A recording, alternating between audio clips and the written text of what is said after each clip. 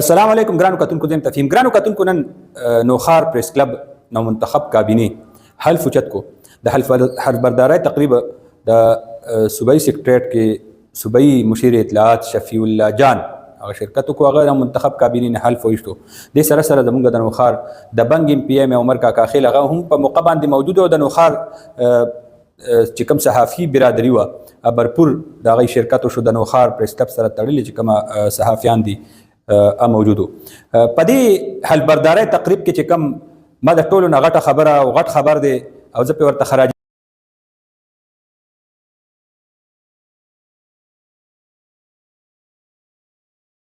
تحسین پیش کومه صوبایي معاون خصوصي برای اطلاعات شفیع الله جان هغه ته دا دی چې د نثار احمد خان زمونږ د نوخار پریس کلب د دې سینیر ریپورټر دی د روزنامه جنگ بانی ریپورټرانو کې دی او د 13 کالو نه په دې صوبه کې صحافتي خدمات هغه سرانجام کوي او دې ټایم کې 87 سال عمر کې هم هغه په میدان کې عملی صحافت هغې کې سالي او روزانه نوخار پریس کلب ته راځي دلته کې کینی دلته کې خبرونه لیږي او مکمل طور باندې سرګرم دی شفیع الله جان صاحب چې نثار احمد خان صاحب ولیدو نو د خپلې کورسۍ نه راپاڅېدو او ټول تقریب یو طرف ته کېښو زمونږ چې کوم بزرګ صحافي دی زمونږ د سر تاج دی او مونږ د ډېر څه وخت نه په دې باندې سوچ کوو چې داسې بزرګ صحافیان دا زمونږ اساسه دي او دا مشران دي د دوی دپاره په کومه طریقه باندې صوبایي حکومت داسې څه عملي اقداماتو کې چې د دوی د ژوند هغه اساني د دوی چې کوم مسایل هغه حل شي نو دغې ته صوبایي مشیر اطلاعات شفیع الله جان صاحب هغه قدم اسان کو او نثار احمد خان صاحب هغه سره خبرې اترې وکړي د هغه خبره یې واورېده او هغه دپاره خصوصي ګرانټ هغې اعلان وکړو زه ګڼمه چې د صوبې وزیر اعلی سهیل افریدي د خپل بهترین ټیم انتخاب کړی دی او دا بعضې ټایمونو کې مونږ ګورو چې کوم وزیران دې ټایم کې هغه لګیا دي خلقو سره او په مختلفو محکمو کې او حکومتي فرایض هغه سره انجام کوي او کارونه کوي نو کم کار باندې چې کم کس لګیا دی نو داسې ښکاري چې سم په سانچو کې او قالبونو کې جوړ کړي دي د وزیر اطلاعات د نننۍ اقدام او د بزرګۍ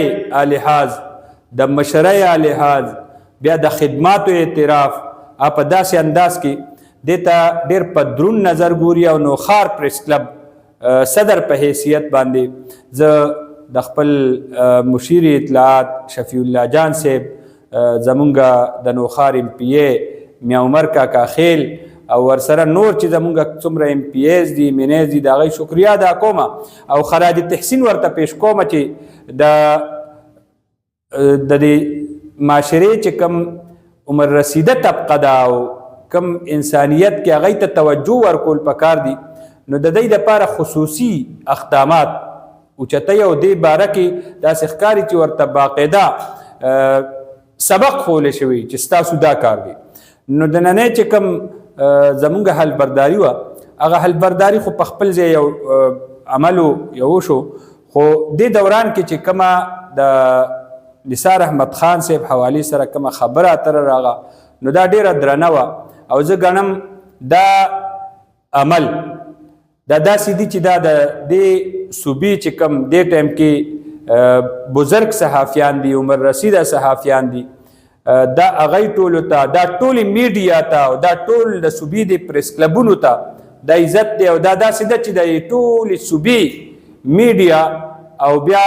مشران سپینګیري بوډاګان پګړی هغه راوالي او هغه په خپل سر باندې په اوږو باندې کینی نو دې ته ډېر په درنښت کتی شي او دې ته ډېر لوی عزت افزایي دې ټایم کې روانه ده نو مونږ خپل حکومت ته خپل صوبایي حکومت ته ذمهدارانو ته وزیر اعلی ته د هغې ټیم ته د هغې ام پی ایز ته متعلقه محکمو ته خراج تحسین پیش کوو